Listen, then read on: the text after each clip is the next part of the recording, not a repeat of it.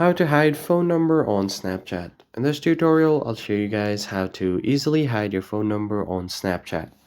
So let's just get right into it. First thing first, open up your Snapchat application.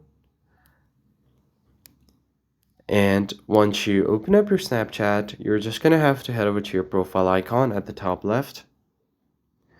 Once landed on the profile page, find the settings icon at the top right, indicated by the gear sign.